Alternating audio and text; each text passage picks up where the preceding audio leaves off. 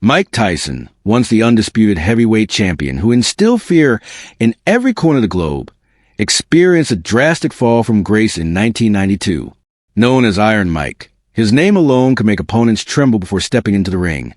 Yet in an ironic twist of fate, the power and invincibility he wielded in boxing could not protect him from the law.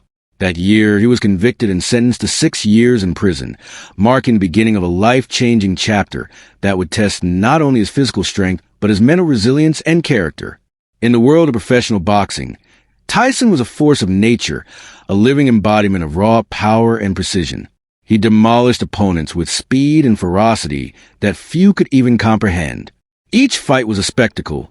Arenas were packed, millions of dollars were at stake, and audiences hung on every punch. But when the courtroom ruled against him, his world transformed overnight. The bright lights of Las Vegas, the roar of the crowd, and the luxury of private planes were replaced by the stark, oppressive walls of the Indiana Youth Center, later renamed the Plainfield Correctional Facility. No adoring fans, no entourage, no cameras, just steel concrete and rules designed to strip away individuality. Prison was an entirely different arena, one without referees, gloves, or the comforting structure of a 10 count. Here, respect had to be earned, survival depended on perception, and any misstep could carry consequences far beyond what Tyson had ever experienced in the boxing world. Ironically, the man famous for unleashing lightning-fast fists and dominating the ring through sheer aggression now had to learn a new kind of discipline. Violence, once his primary language, had to be carefully measured, controlled, and often suppressed entirely. Yet, this enforced isolation and discipline also brought unexpected benefits. For the first time, Tyson had uninterrupted time to reflect, to study philosophy, history, and religion, to explore the intellectual curiosities that had been buried under fame and chaos. He discovered a form of peace and routine and contemplation, realizing that the toughest fights sometimes occurred not against opponents, but within one's own mind. This video will take you through the journey of Mike Tyson's incarceration, the trials of adjusting to prison life, the mental battles he faced, the legendary incident that tested his patience and skill outside the ring, and the lessons he took from this period that shaped the man he would become. From a global superstar at Prisoner 9, 22335, Tyson's story is not just about a fall from fame, but about adaptation, resilience, and the complex interplay between strength, control, and humanity. As we dive into this saga, you will witness the transformation of a man whose fists once ruled the ring, but whose mind and spirit had to navigate an entirely new battlefield. Prepare to enter the world behind bars, where reputation matters more than wealth, and where a single moment can redefine an entire legacy. This is the untold story of Mike Tyson, from champion to inmate. From champion to inmate. In 1992, Mike Tyson's life took a dramatic and unexpected turn. Just months earlier, he had been the undisputed heavyweight champion of the world, a figure whose presence alone inspired awe and fear. Known as Iron Mike, he had become a cultural phenomenon, with millions of fans worldwide captivated by his electrifying performances in the ring. Tyson's bouts were more than sporting events. They were spectacles. Each punch carried the weight of his reputation. Every knockout reinforced the legend, and his rise to the top seemed unstoppable. With packed arenas, private jets whisking him between luxury homes, and an entourage attending to his every need, he lived a life most could only dream of. Yet, in a single moment, it all began to unravel. The catalyst for Tyson's sudden fall was an accusation that would forever alter his public image. He was charged with the assault of a young woman, a crime that shook both the sports world and society at large. Headlines screamed across newspapers, tabloids, and television screens worldwide, raising questions that many could not ignore. Could a man who ruled the ring with ferocity be capable of committing such an act outside of it? The trial was highly publicized, with millions watching every twist and turn, waiting to see if their hero would fall or rise above the allegations. Tyson maintained his innocence throughout the proceedings, asserting that he had done nothing wrong. His legal team argued that the accusations were unfounded, yet the court system had its own measures, and after weeks of deliberation, the jury rendered a verdict. Tyson was guilty. The sentence, 6 years in prison, struck a devastating blow to a man who had previously felt untouchable. Overnight, the world that had celebrated his prowess and fame shifted dramatically. replacing adoration with judgment, applause with silence, and freedom with confinement. The transition from a life of luxury to that of a prisoner was nothing short of shocking. Tyson, accustomed to privileges of wealth and fame, had to adapt to a reality defined by strict routines, harsh conditions, and the constant presence of authority figures. The Indiana Youth Center, later known as Plainfield Correctional Facility, became his new world, a place where he was no longer the unbeatable champion, but prisoner number 9, 22335. The bright lights of Las Vegas, the roaring crowds, and the relentless media attention were replaced by the cold, impersonal environment of concrete walls, steel doors, and a regimented schedule. Adjusting to prison life demanded a level of psychological resilience Tyson had never needed in the ring. In the boxing world, he thrived on controlled aggression and explosive outbursts, use his fist to solve problems and assert dominance. In prison, however, these instincts could have fatal consequences. He had to quickly learn the complex social dynamics of incarceration, including when to assert himself, when to walk away, and how to earn respect without inviting unnecessary conflict. Failure to navigate these subtle interactions could lead to violence, or worse. Tyson's reputation preceded him, and while some inmates looked at him with admiration, others saw an opportunity to test a legend. Every movement, every glance, every word was scrutinized. Initially, the prison administration placed Tyson in protective custody, a form of solitary confinement designed to shield high-profile inmates from potential harm. While this measure kept him physically safe, it also introduced profound psychological challenges. Tyson, who had spent his life surrounded by people eager to please or exploit him, found himself confined for 23 hours a day in a small 6 by 9 foot cell, alone with his thoughts. He confronted the stark contrast between his former existence and the relentless monotony of incarceration. The familiar comforts of luxury, private planes, fine dining, personal trainers, were gone, replaced by the relentless demands of survival and adaptation. Yet, amid these harsh conditions, Tyson began to discover unexpected opportunities for growth. The isolation, while challenging, allowed him time to reflect on his life, his choices, and his identity outside of boxing. He turned to reading, immersing himself in philosophy, history, and the teachings of influential thinkers such as Malcolm X, Sun Tzu, and Niccolò Machiavelli. This intellectual engagement provided a new form of empowerment, one that did not rely on physical strength or fear, but on understanding, strategy, and self-discipline. Tyson began to meditate and explore religious studies, finding solace and meaning in reflection rather than conflict. The physical toll of incarceration, however, was immediate and undeniable. Without access to professional gyms, coaches, and training equipment, his legendary conditioning began to decline. Push-ups, sit-ups, and shadow boxing within the confines of his cell could not replicate the cutting-edge preparation that had once made him nearly invincible. Concerns arose among boxing experts. Would 3 years without proper training diminish his speed, power, or timing irreversibly? While the public fixated on his physical decline, Tyson faced an even greater challenge: the battle for mental equilibrium. Life behind bars was unpredictable and harsh, far beyond anything he had trained for in the ring. This phase of Tyson's life, from celebrated champion to confined inmate, represents not only a dramatic fall from fame, but also the beginning of profound personal transformation. He was forced to learn patience, control, and subtlety, skills that contrasted sharply with the aggression that had defined his career. Every day in prison became a delicate negotiation of power, perception, and survival, setting the stage to the events that would later define his time behind bars and his enduring legend. Adapting behind bars. For Mike Tyson, the transition from global celebrity to prisoner was more than just a change of scenery. It was a complete upheaval of identity, routine, and self-perception. The world that had once revolved around him, where doors opened with his presence and deference was automatic, was replaced by an environment where every interaction had potential consequences. In prison, status was not measured by fame or wealth, but by respect earned through behavior, perception, and the delicate balance of power. And for Tyson, the stakes had never been higher. Initially, prison officials placed him in protective custody, a form of solitary confinement designed to shield him from inmates who might want to exploit or harm him.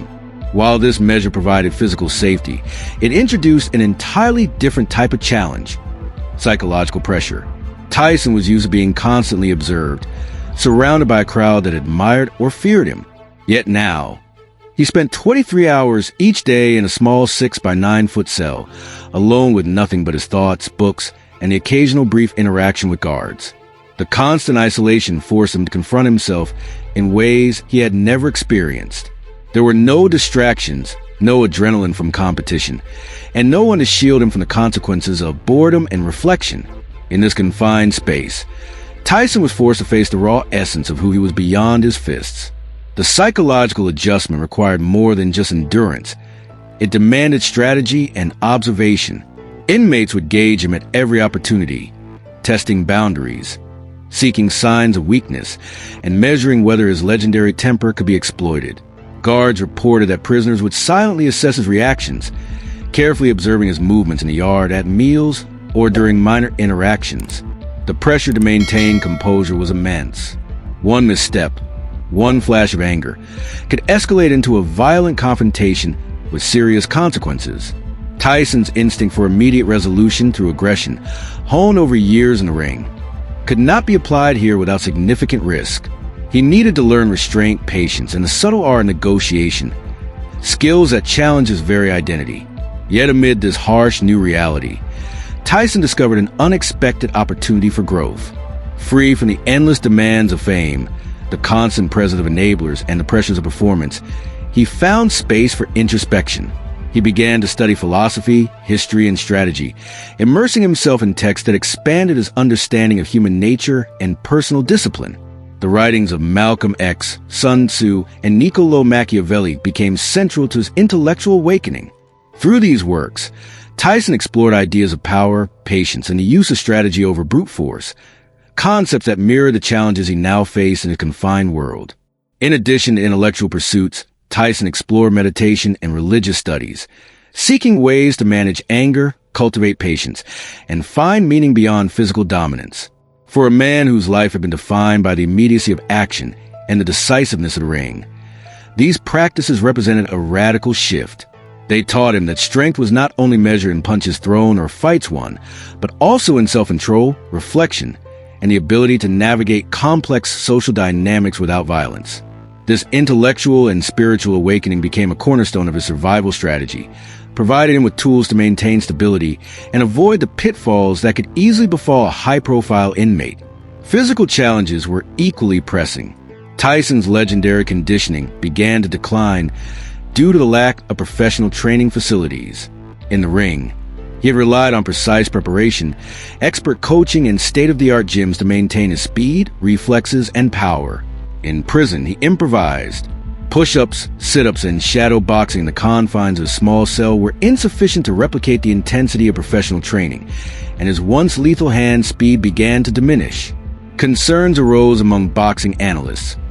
Could a fighter of his caliber maintain peak form under these conditions, or would 3 years without proper training irreparably damage his abilities?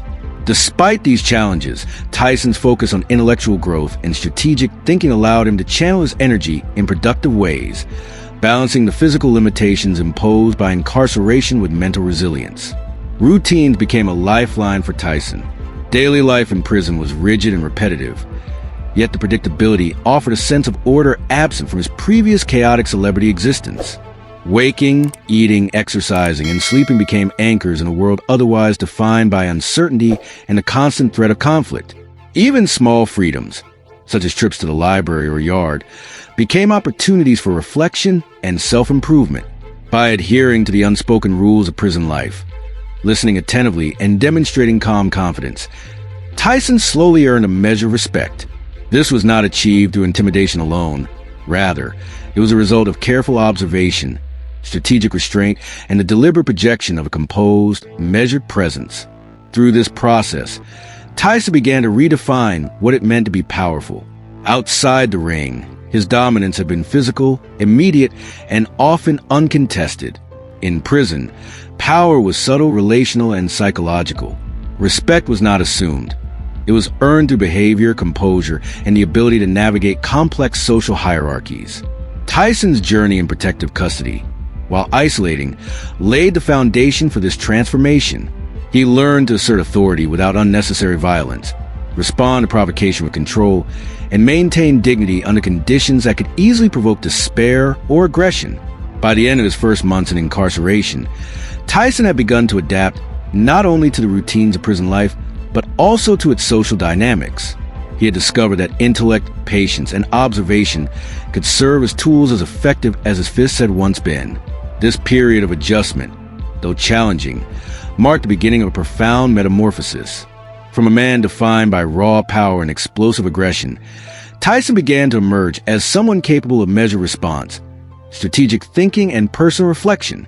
These skills would not only help him survive the daily trials of prison life, but also set the stage for legendary moments that would later define his time behind bars. De mounting tensions. Referentie de planified correctional fragility was a constant balancing act for Mike Tyson. Every day presented new challenge, tests, and supple provocations designate to probe his limits. Una learned without reference, gloves, or rounds, conflict was unpredictable, and the consequences could be severe. Despite spending most of his time in protective custody, Tyson was agilely aware of the tension simmering just beyond the walls of his small jail.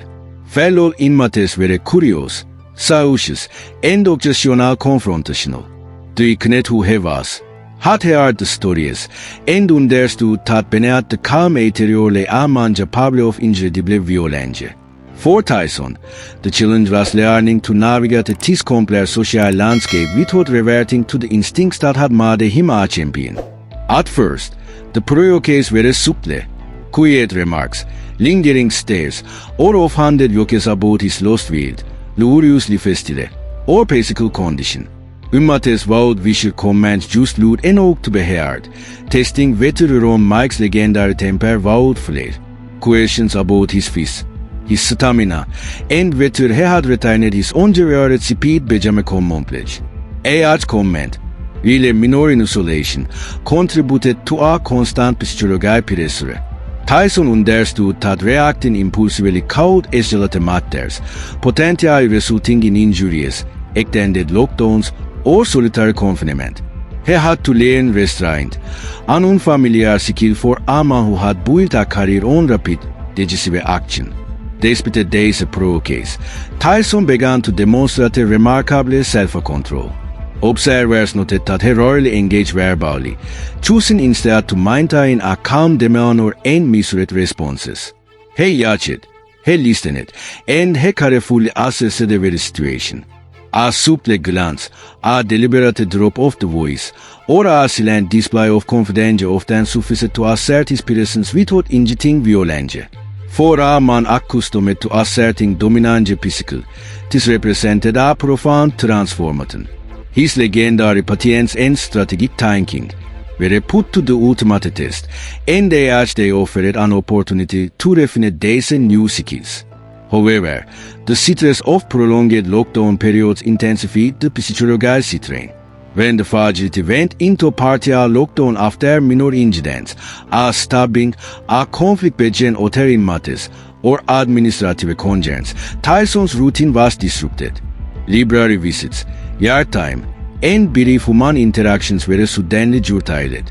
Hours in solitary reflection, onge manageable, became oppressive. The monotony of the jail, the heat of summer without air conditioning, and the constant noise of hotel prisoners' frustrations created an environment where patience was continuously tested. Every day became a mental endurance exercise, where the smallest provocations carried the potential to ignite dangerous reactions. In this charged environment, the inmates' provocations escalated. What began as whispered comments evolved into deliberate psychological warfare. According to aged nurses and former correctional officers, a particular inmate took it upon himself to challenge Tyson repeatedly, using insults and taunts designated to provoke anger. The comments were carefully crafted, referencing Tyson's legal troubles, his time in luxury hotels, and even insinuations about his physical think tank and character. A.H. remarked chipped away at the carefully maintained calm that Tyson had cultivated over months of discipline. The tension reached a peak near the prison shores, a location notorious for blind spots and limited supervision. It was here taught the provocates Benjamin direct and personal. An immate questioned Tyson sitting tongue and hinted that his fame power might be meaningless as against someone of similar size. This taunt was judged an escalation in a series of strategic tests meant to break Tyson's self-control. What her immates lessons of Tyson, his misread demeanor, and the latent energy coiled within him communicated an unspoken warning. He was not to be trifled with. This subtle psychological dominance reinforced his status within the person hierarchy without unnecessary confrontation. Yet, the pressure was relentless. Every day, every encounter, every whispered comment served as a reminder of the precarious balance Tyson had to maintain. The confined space amplified emotions, and the constant scrutiny from other inmates ensured that his every action was monitored and evaluated. Even a minor misstep could be magnified, potentially sparking a chain reaction of violence. For Tyson, the challenge was not only to survive physically but to maintain psychological equilibrium.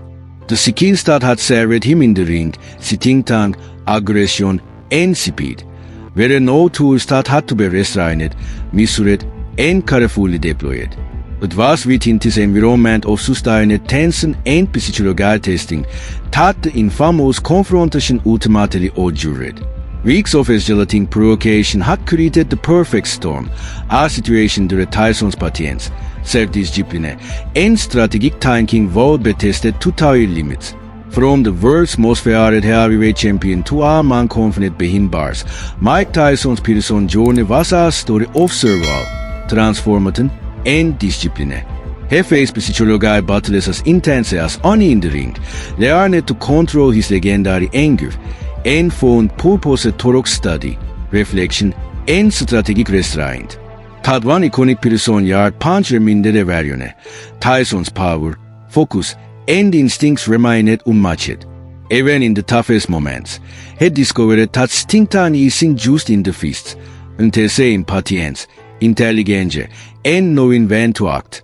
Tyson's story is a testament to resilience, growth, and the human capacity to adapt, proving that even alone Mike could find a new kind of victory behind bars.